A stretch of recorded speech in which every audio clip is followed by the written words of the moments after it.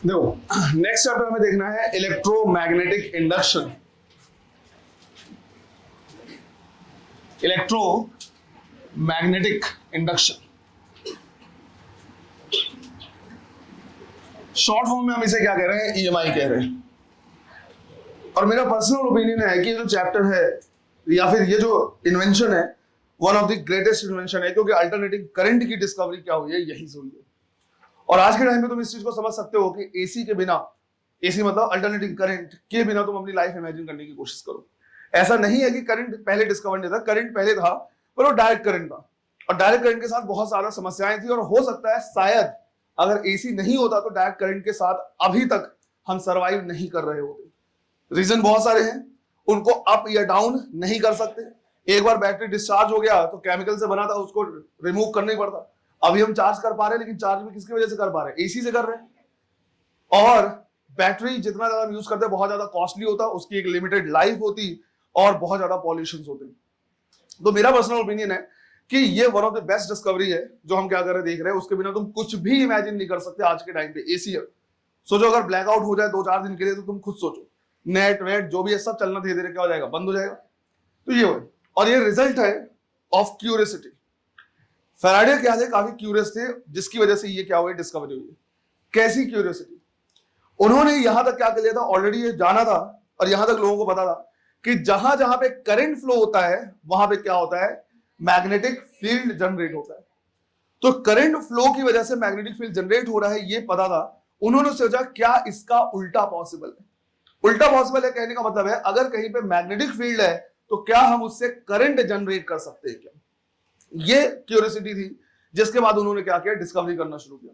कई अलग अलग तरीके से उन्होंने क्या किया, चेक किया। जैसे सबसे सिंपल सा यहाँ पे क्या किया था, उनका एक्सपेरिमेंट था कि भाई यहाँ पे क्या किया, उन्होंने लूप लिया और लूप को क्या किया, एक सेंसिटिव गैल्वेनोमीटर से कनेक्ट कर दिया। सेंसिटिव गैल्वेनोमीटर कहने का मतलब है अगर थोड़ा सा भी करंट इसमें फ्लो हुआ तो वो क्या कर सकता है, इसको डिटेक्ट कर सकता है। अब रही बात मैग्नेटिक फील्ड की, तो उन्होंने मैग्नेटिक फील्ड के लिए यहाँ पे क्या कर दिया, एक मैग्नेट इंसर्ट कर दिया। ये नॉर्थ पोल हो गया, लेट्स से ये क्या, साउथ पोल। तो यहां पे उन्होंने क्या कर दिया, मैग्नेट इंसर्ट कर दिया, और ये इस चीज का वेट कर रहे हैं कि मैग्नेटिक फील्ड है, क्या करंट फ्लो होगा या नहीं होगा। उन्होंने देखा किसी भी टाइप का कोई करंट फ्लो नहीं हो रहा था, कोई करंट फ्लो नहीं हुआ, कोई भी करंट यहाँ पे इंड्यूस नहीं हुआ। उनको लगा हो सकता है शायद ये जो मैग्नेट है इसका मैग्नेटिक फील्ड कम है, इसको रिमूव करके दूसरा मैग्नेट इंसर्ट कर दे। तो उन्होंने क्या किया, इसको रिमूव किया। जिस मोमेंट पे वो इसको क्या कर रहे थे, रिमूव कर रहे थे, उन्होंने क्या किया, इस चीज को ऑब्जर्व किया कि ये जो गैल्वेनोमीटर था वो थोड़ा सा क्या हुआ, डिफ्लेक्ट हुआ, हल्का सा क्या हुआ, डिफ्लेक्ट हुआ, फिर वापस से आ गया किसमें, जीरो में। उनको लगा शायद जो मैं एक्सपेरिमेंट कर रहा उसमें हो सकता है कुछ गड़बड़ी हो। ये चेक करने के लिए कि इसी की वजह से डिफ्लेक्शन हुआ या नहीं हुआ, इन्होंने वापस मैग्नेट इसको क्या किया, इंसर्ट किया। अब वो देखते हैं कि जिस टाइम पे वो मैग्नेट को क्या कर रहे हैं, इंसर्ट कर रहे हैं, उनको फिर से डिफ्लेक्शन मिला, बट अब मिला किधर, अपोजिट डायरेक्शन। जो भी इनिशियल डिफ्लेक्शन था उसका क्या मिला, अपोजिट डायरेक्शन मिला। उनको एक बात समझ में आई कि जब हम मैग्नेट को यहां रख दे रहे हैं या बाहर रख दे रहे हैं तो मैग्नेटिक फील्ड है तो सही, लेकिन वहां पे कोई डिफ्लेक्शन नहीं मिल रहा। बट जिस मोमेंट पे हम क्या कर रहे हैं, मैग्नेट को निकाल रहे हैं या मैग्नेट को इंसर्ट कर रहे हैं, उस मोमेंट पे यहां पे हमें क्या मिल रहा है, डिफ्लेक्शन मिल रहा है।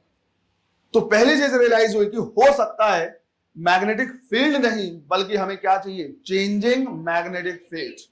हमें मैग्नेटिक फील्ड नहीं बल्कि क्या चाहिए, changing magnetic field.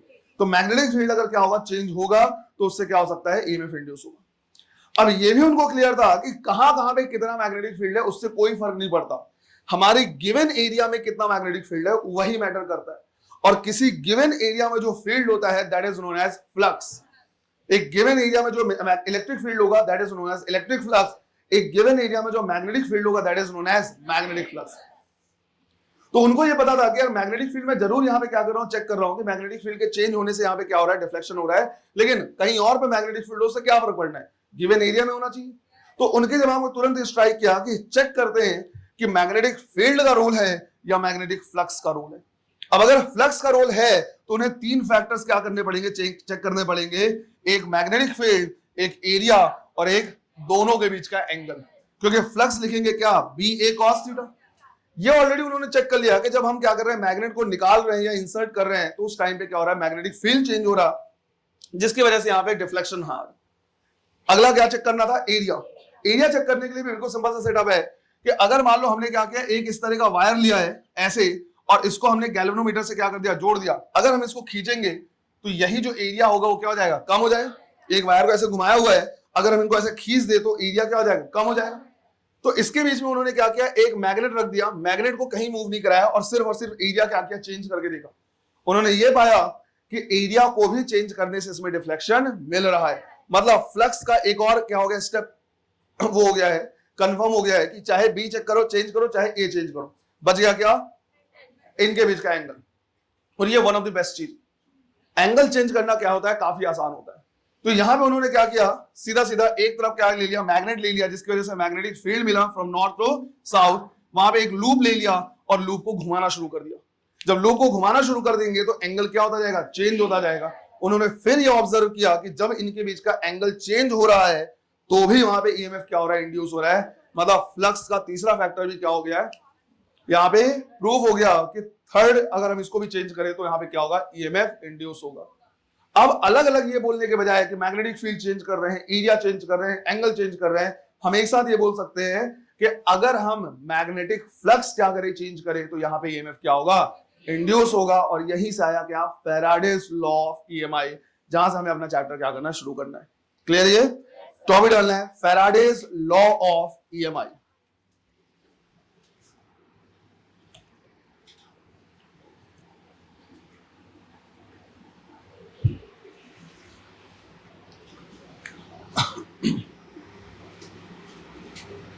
Faraday's law of EMI statement लिखना है पहले।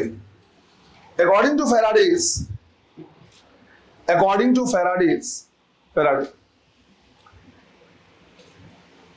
induced EMF in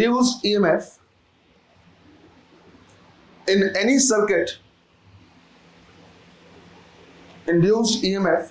circuit, is given by rate of change of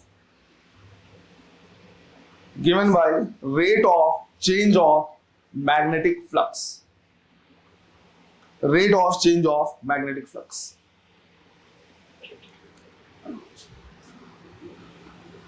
तो यहां से उन्होंने क्या किया, सीधा दिया कि अगर इंड्यूस ईएमएफ हमें निकालना है तो ये हो जाएगा क्या, rate of change of magnetic flux. जो फ्लक्स है वो किस रेट से चेंज हो रहा है या टाइम के साथ कैसे चेंज हो रहा है, उसी से हमें क्या मिलेगा, इंड्यूस्ड ईएमएफ। अब मैं बार बार टर्म यूज कर रहा इंड्यूस्ड, क्योंकि अब हम दोनों टाइप के ईएमएफ कर सकते हैं, देख सकते हैं, एक प्रोड्यूस्ड और दूसरा इंड्यूस्ड। जब हम बैटरी का क्या करते हैं, यूज करते हैं, तो वहां पे केमिकल रिएक्शन से जो ईएमएफ होता है वो प्रोड्यूस हो रहा है एक तरीके से। यहां पे मैग्नेटिक फ्लक्स के चेंज होने की वजह से ईएमएफ क्या हो रहा है, इंड्यूस हो रहा है, इसलिए टर्म हो रहा है इंड्यूस। रह जाता है सर यहाँ पे माइनस साइन भी है। ये माइनस साइन क्या है, इसको आज हम क्या करेंगे, पढ़ेंगे। आज का हमारा पूरा लेक्चर इस माइनस साइन के लिए ही रहेगा। तो यहां पे जो नेगेटिव साइन है is due to Lenz law. ये जो नेगेटिव साइन है ये किसकी वजह से है, लेंज लॉ से। और लेंज लॉ क्या है, बताता है कि इंड्यूस ईएमएफ या इंड्यूस करंट का डायरेक्शन कैसा होगा। सिंस भले करंट एक वेक्टर क्वांटिटी नहीं है लेकिन उसके पास डायरेक्शन होता है। अब अगर डायरेक्शन होता है तो मुझे दो चीजें पता करनी होंगी कि यार कितना और किस डायरेक्शन में। कितना प्रोड्यूस होगा वो बताएंगे फैराडे, कितना प्रोड्यूस होगा, d∅dt के बराबर। और उसका डायरेक्शन कैसा होगा या ईएमएफ की पोलैरिटी कैसी होगी, किधर पॉजिटिव टर्मिनल किधर नेगेटिव टर्मिनल होगा, वो मिलेगा हमें लेंज लॉ से। तो कहीं भी अगर ईएमएफ इंड्यूस निकालना है या इंड्यूस्ड ईएमएफ निकालना है तो दोनों चीजें जरूरी है, कितना और किस डायरेक्शन में। तो कितना वो मिलेगा फैराडे से और किस डायरेक्शन में ये मिलेगा लेंज लॉ से। तो अभी हम थोड़ी देर में इसको क्या करेंगे, डिस्कस करेंगे, और ये साइन नेगेटिव क्या है ये भी हम डिस्कस करेंगे। लेकिन फ्लक्स की अगर हम बात करें तो जो फ्लक्स लिखेंगे, मैग्नेटिक फ्लक्स लिखेंगे, वो लिखेंगे क्या, BA cos थीटा। अब ये जो चैप्टर है बेटा ऐसा है कि अगर तुमने इसको पकड़ लिया तो ये चैप्टर बहुत आसान होगा। रीजन ये है क्योंकि इसमें मोस्टली क्या है, हमारे पास एक ही लॉ है, एक ही फॉर्मूला है ना। मेन जो फॉर्मूला है वो एक ही है, that is d∅dt। Flux change होगा तो ईएमएफ इंड्यूस होगा, अदरवाइज नहीं होगा, कुछ भी कर लो। और फ्लक्स को चेंज करने के तीन फैक्टर हो सकते हैं। अगर ईएमएफ इंड्यूस हो रहा है तो या तो मैग्नेटिक फील्ड चेंज हो रहा है, या एरिया, या थीटा। तुमको बस यही क्या करना है, पकड़ना है, तुमको यही देखना है कि कौन सा फैक्टर इन तीनों में है जो क्या हो रहा है, चेंज हो रहा है। अगर ईएमएफ इंड्यूस हुआ है मतलब कोई ना कोई एक फैक्टर होगा ही जो यहां पे क्या कर रहा होगा, ये चेंज हो रहा होगा, अदरवाइज ईएमएफ इंड्यूस नहीं होगा। इसमें भी अगर मैं बोलूं कि जो लूप हम ले रहे हैं उसमें एक नहीं बल्कि एन लूप्स हैं, तो हम लिख सकते हैं for N number of turns या एन लूप्स, ये जो ईएमएफ इंड्यूस होगा वो एन टाइम्स क्या हो जाएगा, इंक्रीज हो जाएगा, और हम लिखेंगे क्या, N D phi by T T, ये लिखेंगे हम N D phi by T T. इसमें भी अगर मुझे क्या करना हुआ, करंट निकालना हुआ, तो हम लिख सकते हैं ई बाई आर, तो ये हो जाएगा minus N by R D phi by D T. इतना करंट क्या हो जाएगा वहां पे इंड्यूस होगा। करंट इंड्यूस हो रहा है, करंट फ्लो हो रहा है, मतलब चार्ज फ्लो हो रहे हैं। तो कभी कभी पूछता है कि कितना चार्ज फ्लो हुआ, तो अगर मुझे ये भी निकालना है कि भाई कितना चार्ज क्या हुआ है, फ्लो हुआ है, चार्ज फ्लोन, तो dt को हम इधर ले आ रहे हैं, तो ये हो जाएगा I D T is equal to N by R D five, और आई डी टी को हम लिख सकते हैं क्या, डी क्यू, तो इसका फॉर्मूला जाएगा minus N by R D five. अब समझो, फॉर्मूला भले हमारे पास आ रहा है E is equal to minus N D five by D T या minus D five by D T, लेकिन जब भी इंड्यूस ईएमएफ देंगे तो आंसर में माइनस लगा के नहीं देंगे। ये माइनस जो है ये लेंज लॉ की वजह से है, और लेंज लॉ क्या करता है, डायरेक्शन बताता है। तो याद करो, जैसे हम क्या करते हैं, ऐसे बोलते हैं कि ग्रेविटेशनल फोर्स का एक्चुअल फॉर्मूला क्या है, minus G M one M two by, पर कभी भी फोर्स में हम थोड़ी बोलते हैं माइनस 10 न्यूटन माइनस 20 न्यूटन, हम सिर्फ क्या बताते हैं, मैग्नीट्यूड। तो उसी तरह से इन जनरल जब भी अगर ऑप्शन में माइनस नहीं है तो इंड्यूस्ड ईएमएफ का हमेशा क्या बताना है, मैग्नीट्यूड ही बताना है, हमेशा मॉड लेके बताना है, और जो माइनस है वो लेंस लॉ की वजह से क्या करेगा, डायरेक्शन बता देगा। तो डायरेक्शन निकालना हम क्या करेंगे अभी देखेंगे। क्लियर है ये? चलो पहले यहां तक लो नोट करो। देखो फिर टॉपिक डालना है क्या, लेंस लॉ। यहां पे पहले डेफिनेशन लिखना है। According to Lenz's law, induced EMF or current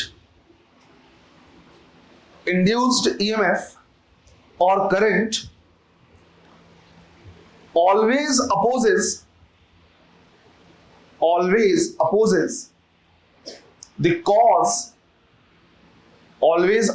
the cause due to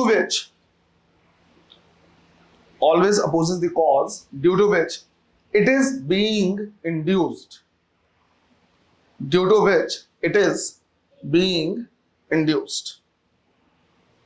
अगली लाइन में लिखना है, this law is based on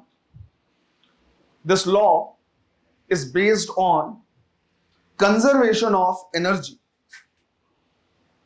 This law is based on conservation of energy.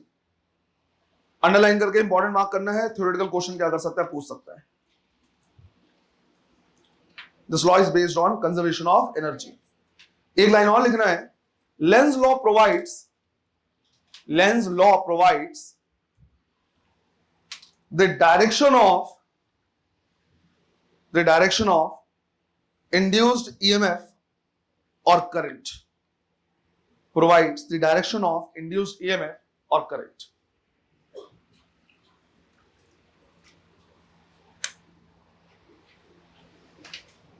अब समझो यहां पे क्या क्या बोला हुआ है हमने। सबसे पहले बोला हुआ है कि भाई जिसकी वजह से क्या हो रहा है, ये इंड्यूस हो रहा है, उसी का क्या करेगा, अपोज करेगा। अब यहां पे एक चीज का मतलब बहुत अच्छे समझ लो, अपोज का मतलब अपोजिट डायरेक्शन नहीं है। फिर से समझो, अपोज करने का मतलब अपोजिट डायरेक्शन नहीं है। अपोज का मतलब है कि जिसकी वजह से ये क्या हो रहा है, प्रोड्यूस हो रहा है या इंड्यूस हो रहा है, और जो है वो या तो बढ़ेगा या तो घटेगा। क्योंकि फैराडे सीधा सीधा यही बोल रहे हैं कि भैया ऐसा है कि फ्लक्स अगर स्टीडी रहा, कांस्टेंट रहा, तो कोई गुण नहीं होना है, चेंज होगा तब क्या होगा, इंड्यूस होगा। और चेंज का मतलब या तो इंक्रीज या तो डिक्रीज, ये चेंज है। और ये जो इंड्यूस होगा इसके चेंज का क्या करेगा, अपोज करेगा। और अपोज का मतलब अपोजिट डायरेक्शन नहीं है। अपोज का मतलब है अगर ये वैल्यू बढ़ रही है तो उसको बढ़ने नहीं देगा, और घट रहा है तो उसको घटने भी नहीं देगा।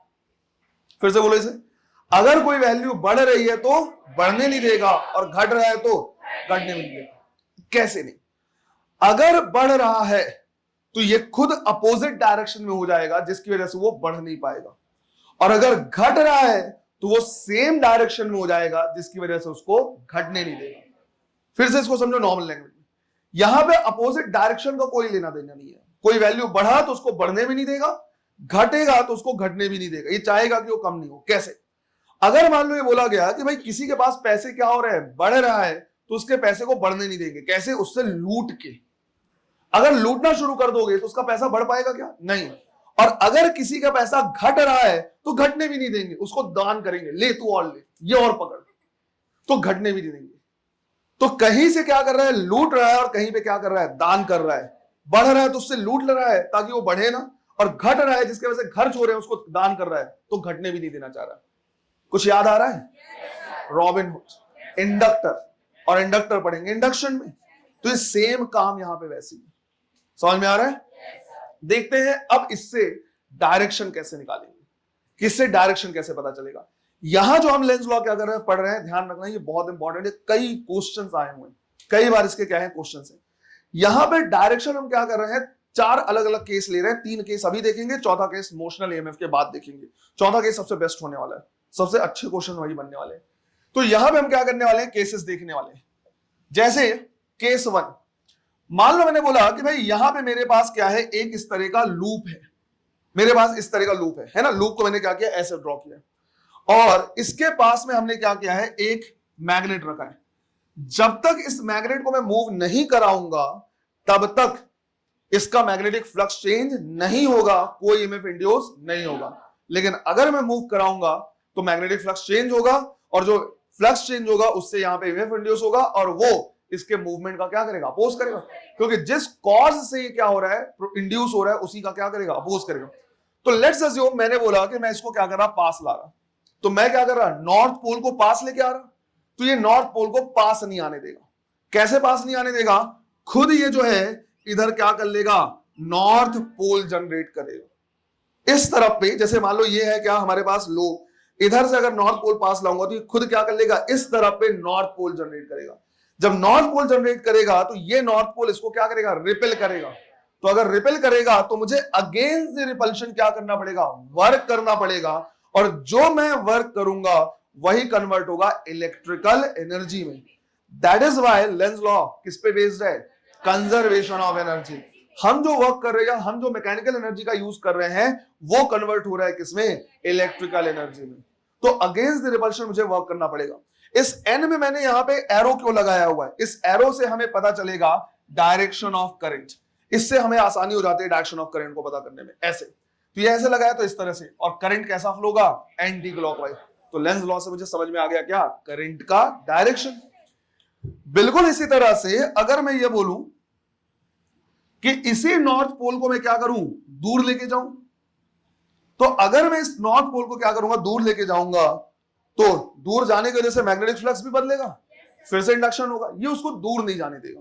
पास आ रहा है तो पास नहीं आने देगा, दूर जा रहा है तो दूर भी नहीं जाएगा। दूर कैसे नहीं जाने देगा, खुद यहां से क्या क्रिएट कर लेगा, साउथ पोल खुद क्रिएट कर लेगा, क्या, साउथ पोल। ये इस तरह से जो लिखना चाह रहा मैं वो क्या है, एस है, ये साउथ पोल। और इससे हमें पता चलेगा करंट का डायरेक्शन कैसा हो जाएगा, क्लॉक है। अब जब हम इसको दूर ले जाना चाहेंगे तो साउथ पोल क्रिएट कर लेगा, और इसको क्या करेगा, अट्रैक्ट करने लगेगा।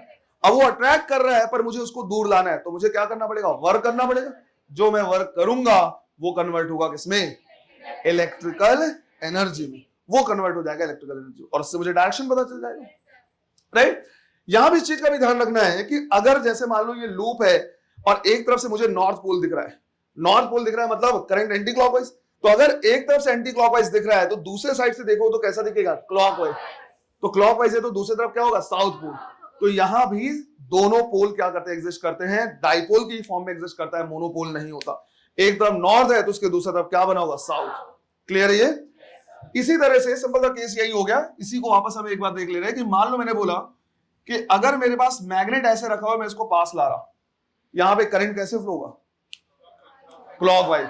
साउथ को पास लाएंगे तो ये खुद क्या कर लेगा, साउथ बना लेगा, तब तो रिपेल करेगा, और करंट कैसा होगा, क्लॉकवाइज। और इसी तरह से अगर हम इसको दूर लेके जाएं तो ये खुद कैसा जनरेट कर लेगा, नॉर्थ पोल। दूर भी नहीं जाने देगा, उसके लिए क्या जनरेट करेगा, नॉर्थ पोल, और करंट कैसा होगा, एंटी क्लॉकवाइज। तो with the help of Lenz law direction of current मिलता है, और ये बेस्ड है कंजर्वेशन ऑफ एनर्जी पे।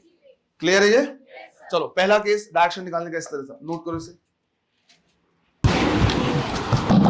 चलो देखो सेकंड केस में हम क्या कर रहे हैं, ऐसे ले रहे हैं जैसे फर्स्ट केस में हमने मैग्नेटिक फील्ड के लिए किसको लिया है, मैग्नेट को लिया। हम चाहे तो क्या कर सकते हैं, कोई करंट ले सकते हैं और उस करंट से क्या हो सकता है, मैग्नेटिक फील्ड हो सकता है। फिर अगर फर्दर वो मैग्नेटिक फील्ड क्या हुआ, चेंज हुआ, तो वो दूसरे उसमें क्या कर सकता है, लूप में मैग्नेटिक फील्ड इंड्यूस कर सकता है। तो जैसे मैग्नेटिक फील्ड का सोर्स हमने क्या किया था, अभी मैग्नेट लिया था, अब मैग्नेटिक फील्ड का सोर्स क्या ले रहे हैं, करंट ले रहे हैं। तो जैसे मान लो यहां पे हमारे पास क्या है, एक वायर है इस तरह से, और वायर में क्या हो रहा है, करंट फ्लो हो रहा है, वायर में करंट फ्लो हो रहा है, और यहां पे हमारे पास क्या है, एक लूप रखा हुआ है। अब अगर ये करंट फ्लो हो रहा है तो इस करंट का क्या होगा, मैग्नेटिक फील्ड होगा। कैसा मैग्नेटिक फील्ड होगा, अभी इनवर्ड। तो इस तरह से क्या होगा, यहां पे मैग्नेटिक फील्ड होगा इसका, और ये जो मैग्नेटिक फील्ड है ये एक्सटर्नल है इस लूप के लिए। इसकी वजह से क्या ये मैग्नेटिक फील्ड चेंज हो रहा है, तो मैग्नेटिक फील्ड चेंज नहीं हो रहा है, मतलब मैग्नेटिक फ्लक्स है पर वो चेंज नहीं हो रहा, मतलब ईएमएफ इंड्यूस नहीं होगा। लेकिन अगर मैं बोलूं कि टाइम के साथ ये करंट क्या होने लगे, बढ़ने लगे, तो अगर ये करंट बढ़ने लगेगा तो ये भी मैग्नेटिक फील्ड भी क्या होने लगेगा, बढ़ने लगे। अब फ्लक्स बढ़ रहा है, लेंज लॉ बोलता है कि अगर बढ़ रहा है मैग्नेटिक फ्लक्स तो उसको बढ़ने भी नहीं देगा। कैसे नहीं बढ़ने देगा, खुद ये मैग्नेटिक फ्लक्स क्या करेगा, या मैग्नेटिक फील्ड प्रोड्यूस करेगा या इंड्यूस करेगा अपोजिट डायरेक्शन में।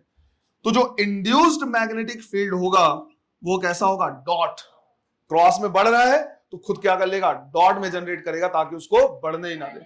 और डॉट मैग्नेटिक फील्ड के लिए इसमें जो करंट फ्लो होगा वो कैसा होगा, एंटी क्लॉकवाइज। हमने ये पढ़ा हुआ है, करंट अगर ऐसे फ्लो हो रहा है तो ये कैसा होगा, डॉट। आया समझ में?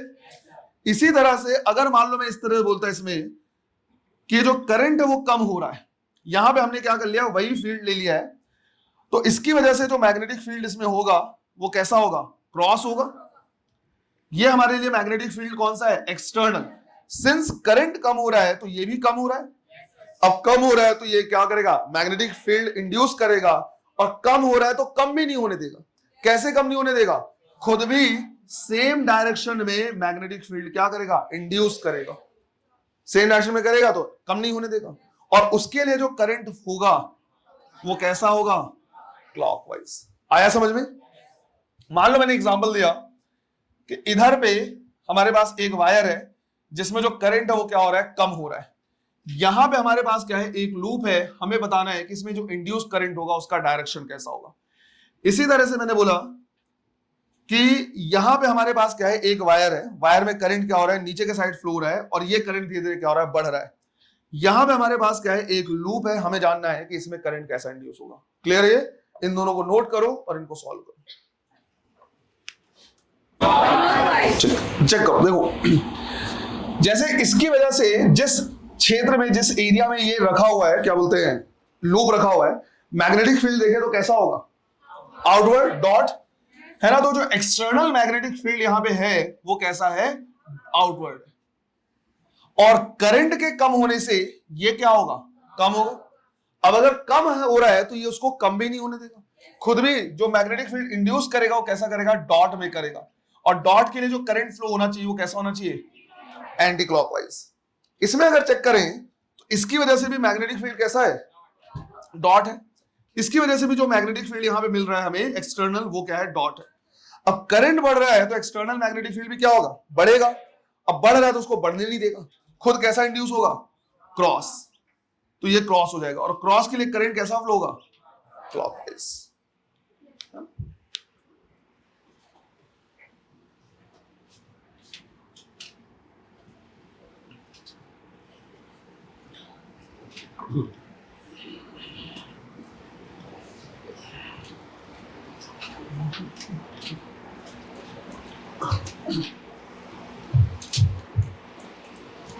हो गया?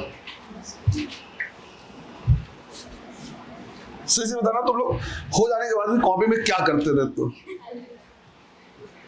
जैसे मैं पूछूंगा ऐसा कॉपी में कुछ लिखते रहेंगे, हो गया, हाँ सर हो गया, हो गया, हाँ सर हो गया। सही से बताना क्या करते हो तुम, रंगोली बना रहे हो तो, कलर भर रहे हो तो, हैं, गेम खेल रहे हो तो, लाइन जोड़ने वाले क्या कर रहे हो।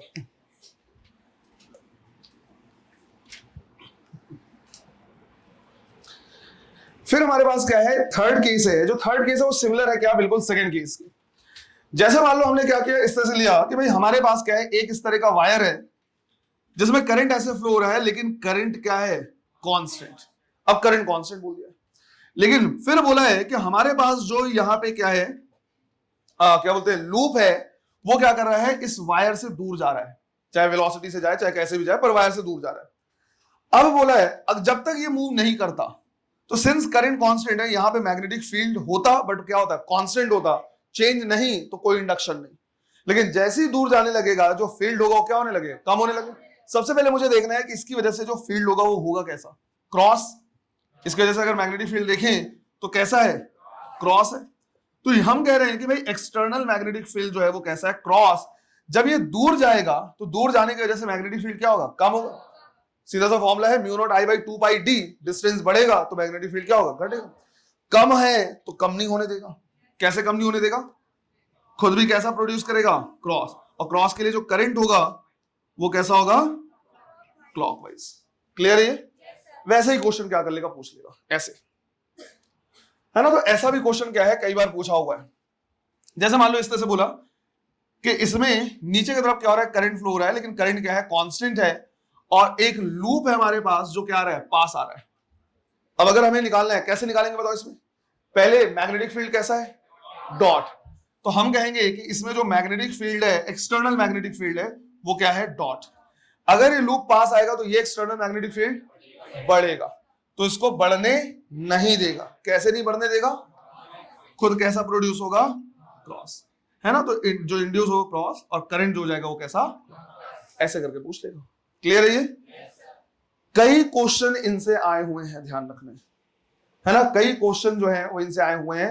1989, 91, 92 में जेई में भर भर के इस तरह के क्वेश्चन थे, और जितने क्वेश्चन थे बाद में इन्हीं को कॉपी पेस्ट कर दिया गया तुम्हारे नीट वाले में, उस टाइम पे पीएमटी और स्पेशली आरपीएमटीज में।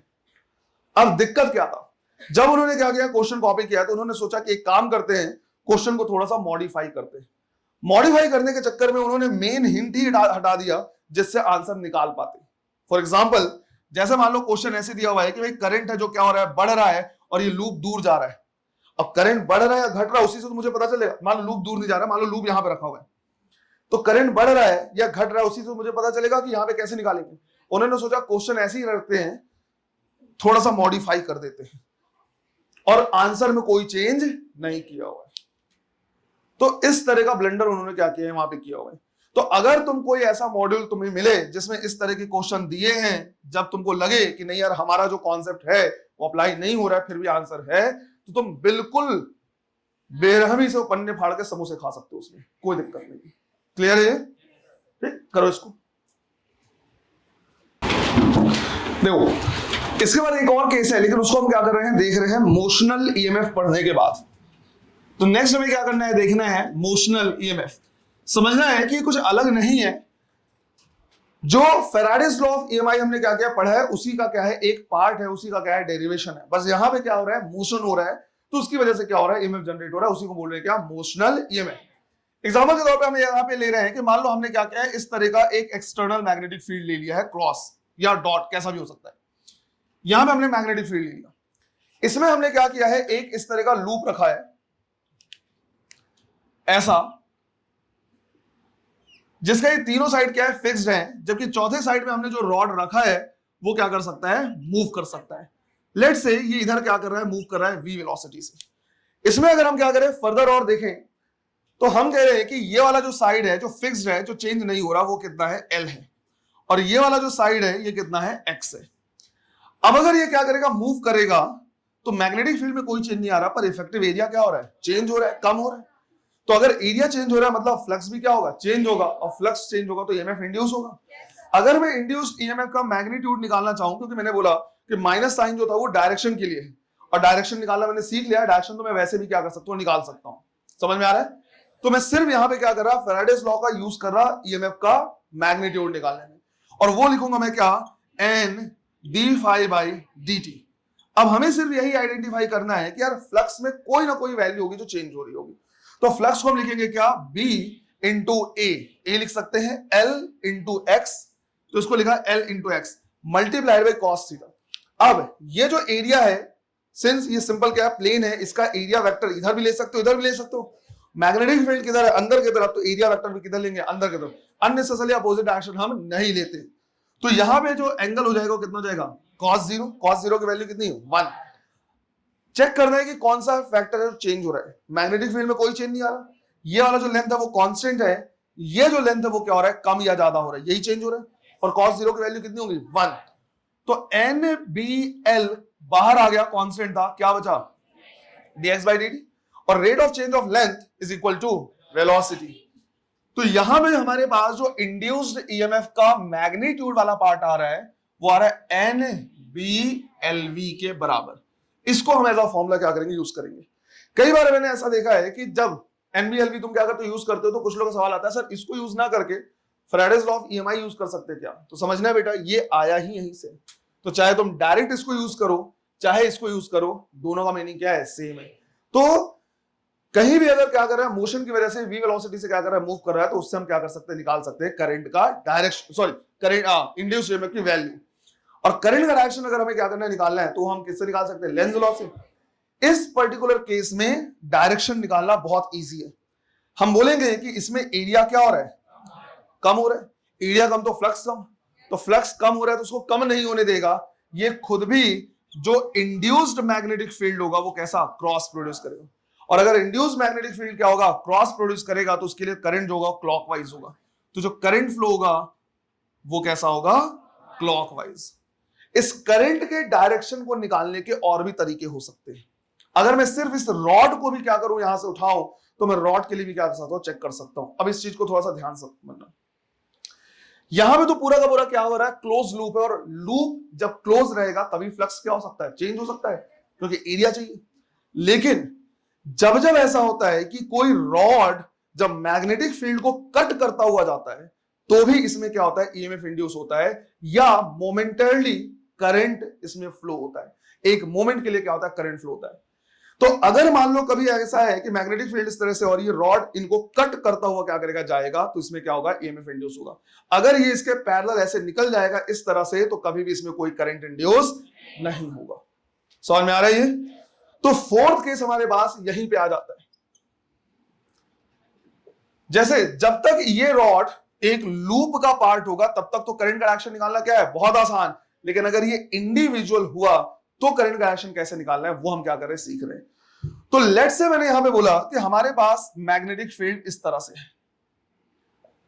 राइट, इस तरह का क्या है हमारे पास, मैग्नेटिक फील्ड है। और इसमें हमने क्या लिया है, एक रॉड लिया है। ये हमारे पास क्या है, एक रॉड है, जो मैंने बोला कि भाई इधर क्या कर रहा है, मूव कर रहा है। अब यहां पे क्या करना है, समझना है। अगर ये रॉड इधर क्या कर रहा है, मूव कर रहा है, तो ये मैग्नेटिक फील्ड को क्या करता जाएगा, कट करता हुआ जाएगा। अब अगर मैग्नेटिक फील्ड को कट करता हो जाएगा तो इसमें क्या होगा, करंट फ्लो होगा। अब करंट कैसा फ्लो होगा, ये मुझे क्या करना है, जानना है। ये तो लूप का पार्ट भी नहीं है, लूप का पार्ट होता तो बड़ा सिंपल होता, पर ये यहां पे समझ में नहीं आ रहा है कि करंट कैसे फ्लो होगा। लेकिन लेंज लॉ हमारे साथ है। लेंज लॉ ये बोलता है कि भाई जिसकी वजह से भी इसमें करंट इंड्यूस होगा वो क्या करेगा, उसका अपोज करेगा। अब ये मूवमेंट की वजह से हो रहा है और मूव कर रहा है किधर, राइट, तो ये चाहेगा कि राइट साइड मूव ना करे। कैसे राइट साइड मूव ना करे, फोर्स लगाएगा लेफ्ट हैंड साइड। हमने बोला ये फोर्स कहां से आया, तो ये फोर्स आया इंडक्शन, करंट इंडक्शन की वजह से, आई एल क्रॉस बी से। अगर करंट प्रोड्यूस होगा तभी तो उसमें फोर्स लगेगा, तो इसमें क्या लगेगा, फोर्स लगेगा। अब इसमें दो ही तरीके हो सकते हैं करंट फ्लो होने के, या तो नीचे से ऊपर या तो ऊपर से, यही दो तरीके हो सकते हैं। मुझे सबसे पहले यही करना है कि मैं चेक करूंगा कि वेलोसिटी किधर है। जिधर भी वेलोसिटी होगी फोर्स उसके अपोजिट ही लगेगा। ये फोर्स का डायरेक्शन बना दिया। अब मुझे फोर्स का डायरेक्शन पता है, मुझे मैग्नेटिक फील्ड का डायरेक्शन पता है, तो मैं करंट का डायरेक्शन नहीं निकाल सकता क्या, निकाल सकते हैं। दो ही तो पॉसिबिलिटी, नीचे से ऊपर या ऊपर से नीचे। अगर नीचे से ऊपर करंट फ्लो होता तो ये हो जाता एल क्रॉस बी, फोर्स किधर लगेगा, लेफ्ट हैंड साइड, और लगना भी लेफ्ट हैंड साइड चाहिए, मतलब करंट नीचे से ऊपर फ्लो। दूसरा, ऊपर से नीचे अगर तुम करते तो ये हो जाता एल क्रॉस बी, फोर्स किधर लगता है, राइट हैंड साइड। क्या फोर्स राइट हैंड साइड लग सकता है, जिधर मूव करा रहे फोर्स भी उधर लगने लगा, खुद से मूव करने लगेगा, खुद से जनरेट होने लगेगा करंट, ऐसा नहीं हो सकता। तो हम कहेंगे कि इसमें जो करंट फ्लो होगा वो ऊपर से नीचे। आया समझ में, सॉरी इस वाले में IL क्रॉस B। तो जो करंट फ्लो होगा वो क्या होगा, नीचे से ऊपर, ये होगा करंट का डायरेक्शन। क्लियर है ये? अब लेट्स से मैंने बोला कि ये वाला पॉइंट है A और ये वाला पॉइंट है B, है ना, ये पॉइंट A है, ये पॉइंट B है, ये स्पेशल चीज है, ये इंपॉर्टेंट है। करंट फ्लो हो रहा है कहां से कहां, A से B। पहला क्वेश्चन ये पूछ सकता है करंट कहां से कहां फ्लो होगा, A to B।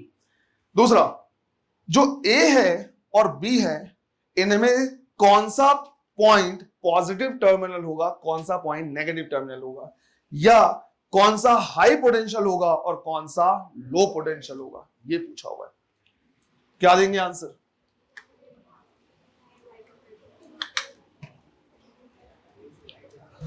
करंट ऐसे फ्लो हो रहा है, बोलेगा जो ए होगा वो पॉजिटिव होगा या नेगेटिव होगा, या हाई पोटेंशियल होगा या लो पोटेंशियल होगा। समझ में आया? क्या होगा? जो ए होगा पहली चीज वो हो जाएगा क्या, नेगेटिव टर्मिनल या लो पोटेंशियल। जो बी हो जाएगा वो हो जाएगा पॉजिटिव टर्मिनल या हाई पोटेंशियल। लेकिन सर आपने तो ये समझाया है कि जो करंट फ्लो होता है वो high potential to low potential होता है। ठीक है,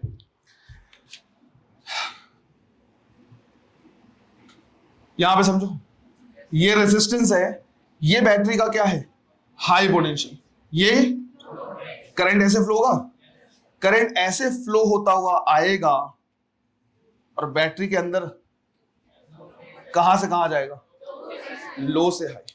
नो डाउट बैटरी के बाहर कहां से कहां जा रहा है, हाई से लो, लेकिन सर्किट कंप्लीट करना है तो पूरा का इलेक्ट्रॉन पूरा सर्किट घूमेगा या नहीं घूमेगा। करंट बैटरी के अंदर कहां से कहां आ रहा है, लो से हाई। ये जो वायर है, ये जो रॉड है, ये अपने आप में एक बैटरी की तरह बिहेव करेगी। कैसे बिहेव करेगा, बैटरी की तरह। समझ में आ रहा है?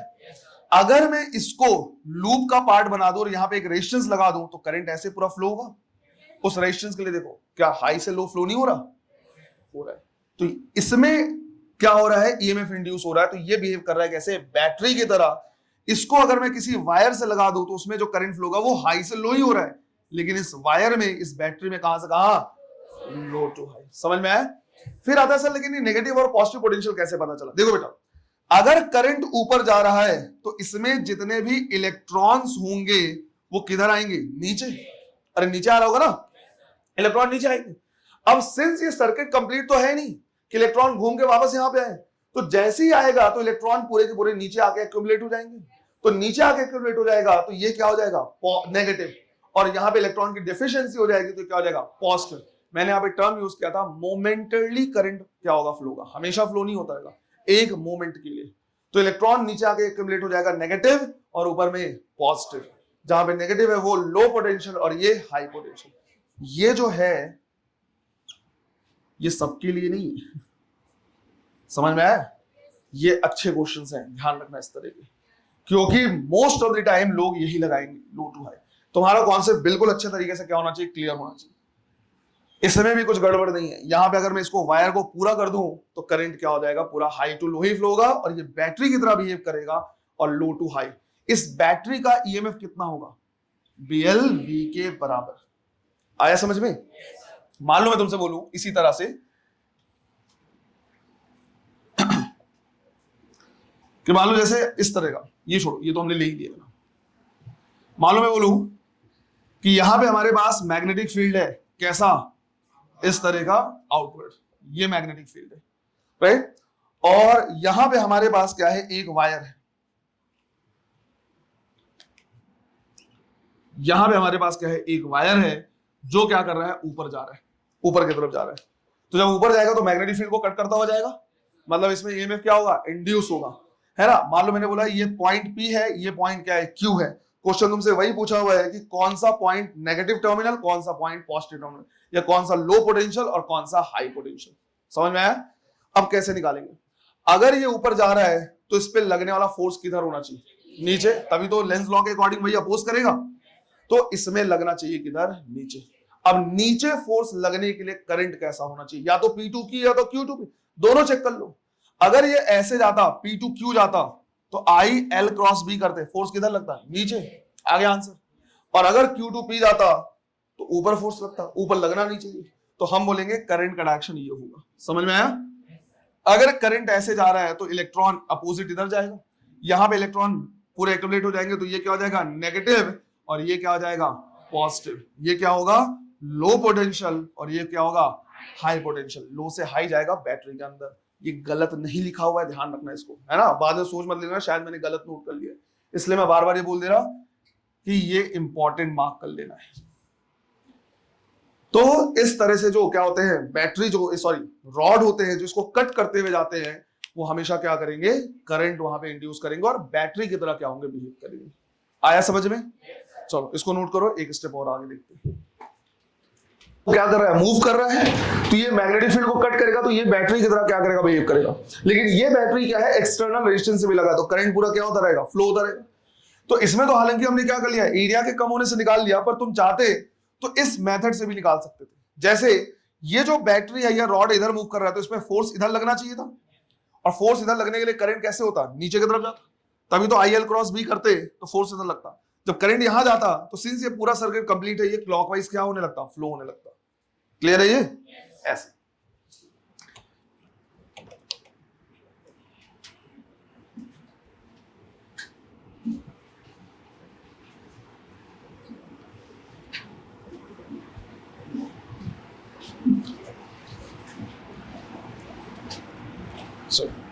देखो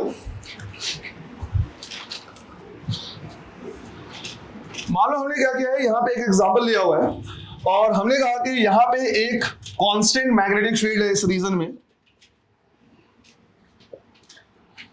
और इस मैग्नेटिक फील्ड में हमने क्या किया है? एक लूप लिया है ऐसे, और ये लूप जो है वो इसी मैग्नेटिक फील्ड के अंदर ही क्या कर रहा है? मूव कर रहा है ना? ऐसे ही क्या कर रहा है? मूव कर रहा है। मान लो मैंने बोल दिया ये ए है, ये बी, ये सी और ये डी, ऐसे बोल दिया। और मैंने ये भी बोल दिया कि भाई जो ये लेंथ है दोनों का, ये दोनों बराबर है, और ये लेंथ कितना है? एल है। क्वेश्चन ये पूछा हुआ है कि क्या इसमें कोई ईएमएफ इंड्यूस होगा? क्या इस पूरे लूप में कोई ईएमएफ इंड्यूस होगा? क्योंकि ये मैग्नेटिक फील्ड के अंदर ही क्या कर रहा है? घूम रहा है। होगा या नहीं होगा? आधे कह रहे होगा, आधे नहीं होगा। कितने कह रहे नहीं होगा? कितने कह रहे होगा? हाँ बट क्यों होगा? हाँ, जो ए और बी वाला जो वो है रॉड है, वो जब मूव करेगा तो इसको क्या करेगा? कट करेगा। बिल्कुल सही। सीडी वाला भी करेगा। देखो अब तुमको ऐसा लग सकता है कि सर यहाँ पे दो अलग अलग कॉन्सेप्ट है जो कॉन्ट्राडिक्ट कर रहे हैं, पर एक्चुअली में ऐसा नहीं है। पहला कॉन्सेप्ट क्या है कि फैराडे ने ही क्या किया? पूरा का पूरा वो दिया हुआ है, लॉ दिया हुआ है, और उनका ये कहना है कि जब मैग्नेटिक फ्लक्स बदलेगा तभी करंट इंड्यूस होगा, अदरवाइज करंट इंड्यूस नहीं होगा। क्या इसका एरिया चेंज हो रहा है? क्या इससे लिंक मैग्नेटिक फील्ड चेंज हो रहा है? एंगल भी चेंज नहीं हो रहा। ये उसी मैग्नेटिक फील्ड के अंदर में क्या कर रहा है? घूम रहा है इस तरह से, तो इससे लिंक्ड फ्लक्स चेंज नहीं हो रहा। तो हम कह रहे हैं सिंस जो डी5 की वैल्यू वो कितनी है? 0 है, इसलिए इंड्यूस्ड ईएमएफ कितना होना चाहिए? 0। फिर तुरंत दूसरे के दिमाग में आता है लेकिन सर अभी आपने बताया है कि अगर रॉड क्या करेंगे? कट करेंगे, इस तरह से कट करते हुए जाएंगे, तो वहां पे क्या होगा? ईएमएफ इंड्यूस होगा। अब समझो, यहां पे चारों साइड को इंडिविजुअली देखते हैं। पहले हम देख रहे हैं ए से बी, ये अपने आप में एक बैटरी की तरह है या नहीं है? है। तो इसकी वजह से जो ईएमएफ इंड्यूस होगा उसको मैं इवन लिख दे रहा, और इसकी वैल्यू कितनी होगी? बीएलवी। तुम इसको देख के बताओ कि इसमें हाई पोटेंशियल किधर होगा और लो पोटेंशियल किधर होगा। थोड़ी देर के लिए इन सबको भूल जाओ, सिर्फ ए से बी वाले को देखो। इधर जा रहा है ना? इंस्टेंटेनियस इसमें जो करंट फ्लो होता वो कहां होता? फोर्स इधर लगता, तो उसके लिए क्या होता? ऐसे करंट फ्लो होता एल क्रॉस बी, तब तो फोर्स इधर लगता। तो ये लो पोटेंशियल होता और ये हाई पोटेंशियल होता। तो ये लो पोटेंशियल और ये हाई पोटेंशियल, बीसी और एडी का कोई रोल है क्या? नहीं, क्योंकि ये मैग्नेटिक फील्ड को कट करते हुए नहीं जा रहे, इनका कोई रोल नहीं है। फिर रही बात सीडी, ये भी तो एक बैटरी की तरह बिहेव करेगा। इसका ईएमएफ कितना होगा? ये भी बीएलवी होगा।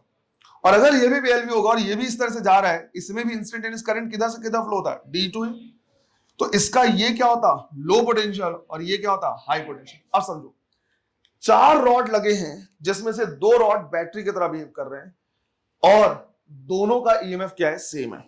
तुम मुझे ये बताओ कि अगर मैं एक सर्किट में इधर भी 2 वोल्ट और इधर भी 2 वोल्ट क्या कर दूं, बैटरी लगा दूं, जो दोनों एक दूसरे क्या कर रहे हैं, अपोज कर रहे हैं, क्या करंट फ्लो होगा, नहीं होगा।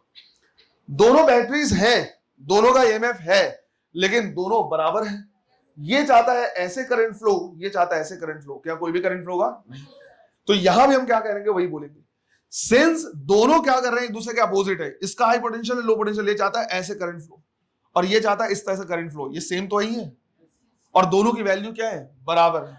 क्या नेट EMF इसमें होगा, नहीं। अगर 2 वोल्ट और 2 वोल्ट ऐसे लगा दूं, दोनों एक दूसरे क्या कर रहे हैं, अपोज कर रहे हैं, नेट EMF कितना हो जाएगा, 0। तो इसमें भी नेट EMF क्या होगा, 0। हम कहेंगे जो इसका नेट EMF है 0 है, भले इंडिविजुअली तुमको दिख सकता है, और कोई करंट इंड्यूस नहीं होगा। तो यहां पे जो दोनों कॉन्सेप्ट हैं वो एक दूसरे से कॉन्ट्राडिक्ट नहीं कर रहे हैं, सही तरीके से समझना है। और बेसिक तुमको बिल्कुल नहीं भूलना कि भाई अगर यहां पे क्या कहते हैं, फ्लक्स चेंज नहीं हो रहा है तो कोई भी EMF इंड्यूस नहीं होगा, जैसा भी तुम चाहो कर सकते हो। समझ में आया? अब अगर ये समझ में आया है तो तुम इसका आंसर दो। मान लो उसी तरह से मैंने कांस्टेंट मैग्नेटिक फील्ड यहां पे क्या कर लिया, ले लिया। इस तरह से हमने क्या किया, कांस्टेंट मैग्नेटिक फील्ड लिया ऐसा, और इसमें हमने क्या किया है, एक क्लोज्ड लूप ऐसा रखा है इस तरह से। ये A है, ये B है, ये C है और ये D, और इधर ये क्या कर रहा है, मूव कर रहा है मैग्नेटिक फील्ड के अंदर ही। अब मुझे बताओ क्या इसमें मैग्नेटिक फील्ड EMF इंड्यूस होगा या नहीं होगा, इस वाले में।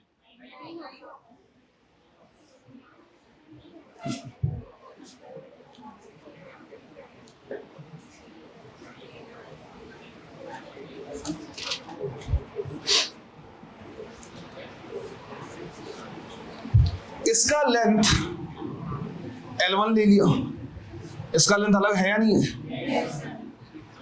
दोनों का लेंथ अलग है। जिनको समझ में आ गया डाउट वो समझ में आ गया, जिनको नहीं आया उनको ये भी नहीं समझ में आया कि क्या हो गया। समझ में आ रहा है? अब तुमको ऐसा लग सकता है कि सर इसका EMF कम है क्योंकि लेंथ कम है, इसका EMF क्या है, ज्यादा है, तो सर करंट तो फ्लो होना चाहिए। लेकिन फिर मन में आ रहा है क्योंकि सिंस सर इससे लिंक्ड मैग्नेटिक फ्लक्स चेंज नहीं हो रहा है, मूव कर रहा है मैग्नेटिक फील्ड के अंदर ही, तो फ्लक्स प्रोड्यूस या फ्लक्स चेंज नहीं हो रहा है तो EMF इंड्यूस नहीं होना चाहिए। जब फ्लक्स को देख रहे हैं तो फ्लक्स चेंज नहीं हो रहा तो EMF इंड्यूस नहीं होना चाहिए। लेकिन जब इन दोनों रॉड को हम क्या कर रहे हैं, देख रहे हैं, तो इसमें EMF कम होगा क्योंकि लेंथ कम है, इसमें EMF क्या होगा, ज्यादा होगा क्योंकि लेंथ ज्यादा है।